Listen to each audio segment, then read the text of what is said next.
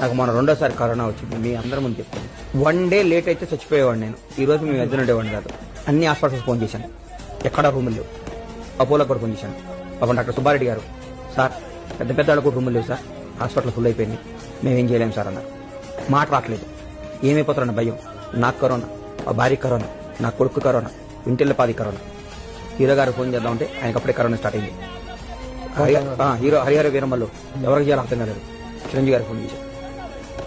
చిరంజీవి గారు వాళ్ళ ఇంట్లో పనిచేసి ఒక మేనేజర్ ఫోన్ చేస్తే నా ఫోన్ ఎక్కలేదు. చిరంజీవి గారు ఫోన్ చేశారు. ఫస్ట్ ఫోన్ ఎక్కాడు, చెప్పు గణేష్ అన్నాడు.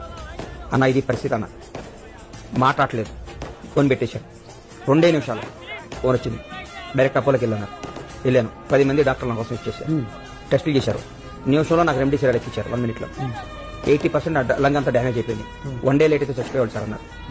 చిరంజీవి గారు ఒక 100 సార్లు నాకు కాల్ చేసి తగ్గినాక 2 సార్లు తిట్టారా, ఇంత సివియర్ అయ్యేదాకా హాస్పిటల్కి వెళ్ళదు అసలు బుద్ధి ఉందని నన్ను తిట్టి ట్యాక్లేశారు. నా ఉద్దేశం ఏంటి, ఒకసారి ఆల్రెడీ లాస్ట్ టైం కరోనా వచ్చింది కదా, ఒకసారి వచ్చిన వాళ్ళకి 2వ సారి రాదు అనేవాళ్ళు. మనం కూడా ఆ మైండ్ సెట్ లో ఉండిపోయాం. ఒకసారి వచ్చింది కదా 2వ సారి రాదని. ప్రాణం మీద తెచ్చుకున్నా, నన్ను ప్రాణం కాపాడాడు చిరంజీవి గారు. అట్లాంటి ఆయన మాటకి ఆయనకి నేను రుణపడకుండా, నాది మనిషి జన్మ ఎట్లా అవుద్ది, నాది మనిషి జన్మ ఎట్లా అవుద్ది. నాకు చిరంజీవి గారు నిజంగా చెప్తున్నా, ఒకవేళ ఆ రోజు కానీ నేను 1 day by God 1 day late అయితే చనిపోయేవాళ్ళని డాక్టర్లు అన్నారు నాకు. నాకు 3 రోజులు నేను ఐసీయూలో ఉన్నా. 3 రోజులు ఐసీయూలో నాకు తెలియదు ఏం జరిగిందో. హాస్పిటల్కి వెళ్ళి క్రాప్స్ అయిపోయాను. 3 రోజులు ఐసీయూలో ఉన్నా.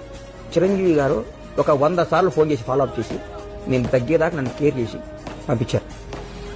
ముందు నుంచి నాకు చిరంజీవి గారు అంటే ఒక అనుకోగానే కష్టాల్లో ఉన్నప్పుడు రెస్పాండ్ అయ్యే మనిషి మీద మనకు ఆ మాత్రం గౌరవం, ఆయన మాట మీద ఆ మాత్రం లేకపోతే నాది మనిషి అని ఎట్లా సార్. నేను